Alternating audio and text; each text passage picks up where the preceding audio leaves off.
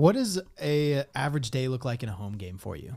In a home game, so like I said, we stay at the hotel the night before, and that's night and day. I love that because you just get away from everything. I get away from everything in my house. Right? I'm not around my computer. If I'm around my computer, I'm probably working. I'm looking at emails. I'm calling people. I'm doing stuff, and so I get to really just disconnect. So we'll show up the night before. We have like a team meeting at 7 that night before, and then just hanging out, watching like the Sunday night football game or never mind. There's no Sunday night football. The college games on Saturday, watching those wrap up, and then go to bed. Wake up, and then. What time you usually go to bed? What time you wake up? Probably go to bed at like 11. Mm-hmm. That's just what time I usually go to bed, and I'll probably wake up 7:30, and so. Go downstairs, get breakfast, and then we have to be over to the stadium at 11 o'clock. And then we'll have like 2 hours of like preparation as far as like warm up, get the body right, get the equipment right, all that stuff, pictures, right, warm up little lines, stuff like that, and then play at 1.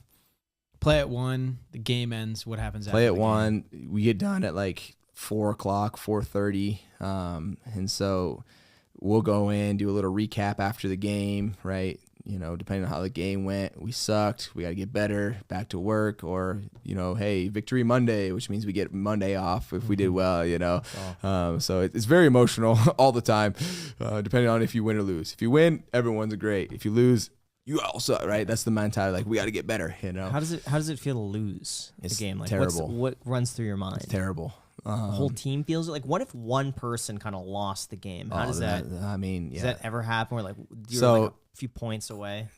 If that happens, then I feel like it's not as bad because it's like, okay, if one person made a mistake at the end, like at least we had a chance. But if we just get blown out, like for us, for instance, our last game. I don't even know if you saw our last game, but we were in the playoffs.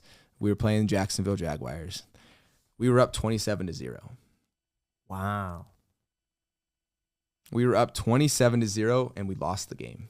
What happened? I wish I could tell you.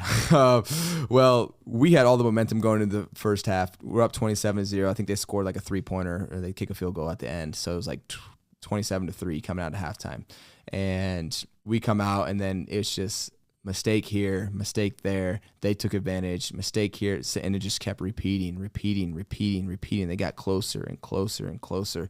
And then we basically lost our consistency. We lost our flow. We made way too many mistakes in the second half that we didn't make in the first half, and ended up losing the game.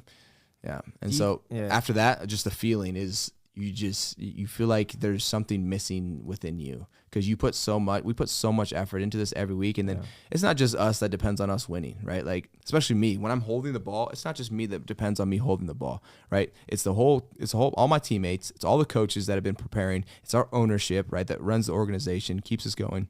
It's all of our fans, all my fantasy owners, right? There's so many people that rely on me doing good things with that ball. And so when you don't, it's a hole within you that you feel like something's lost from you.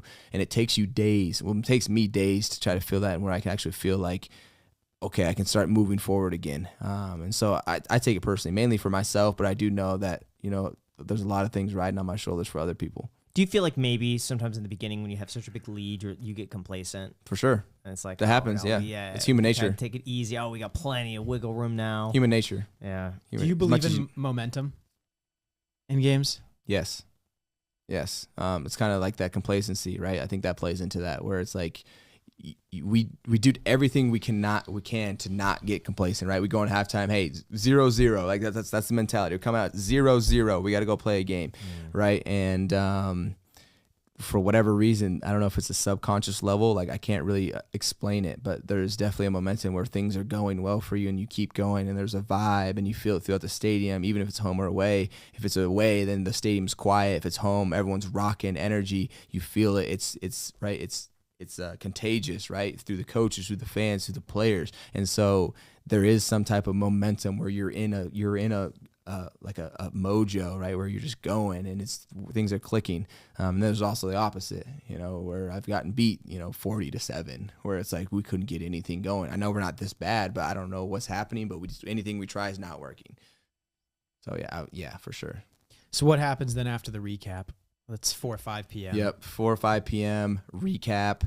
What's happened? All right, let's get a break. Boom. We got 5 minutes, bunch of media come in. That's when the media comes in. Media swarm in the locker room, right? Wants to know what happened or congratulations, tell me about that catch. They want to know the best and they want to know the worst. And they're going to go to the people that were involved in those plays. And what's your incentive to talk to the media? You don't have to talk to the media. You have to be available. You don't have to talk to them, though. And so a lot of you have to be available. You have per contract? Yes, per contract, you have to be available to media. You do not have to talk to them, though. Right. What does that mean though? Like they could put a mic in your face. You can't just leave, right? So you can't ditch. For perfect example, there's a guy, he's a running back, his name is Marshawn Lynch, and his response to anyone in media, because he didn't want to talk to him, was, "I'm just here so I don't get fined." And he would just literally just repeat that over and over and over and over again. "I'm just here so I don't get fined." And he did that for years. And that was his response. And he would, and so it's funny that the media can pull you to the podium. If they're like, "Hey, we want to see," they would always pull Marshawn to the podium to get that clip. And they would every single time. "I'm just here so I don't get fined." That. Yeah, it's got to be a catchphrase after a while. It like turned into a game for the media. They're like, "Let's see if we can get him," because every once in a while you might get him to like say something, but it was rare. Wow. And so couldn't you just use it to promote something? Like, man, the game was awesome, but no, it's awesome. Shout out my new merch company. All experience QR codes everywhere, and you should sell a shout out on the media from your experience. That would be good. Right. That would be good. Hey, media, if you want to interview, tap into experience. 10-minute interviews, $100.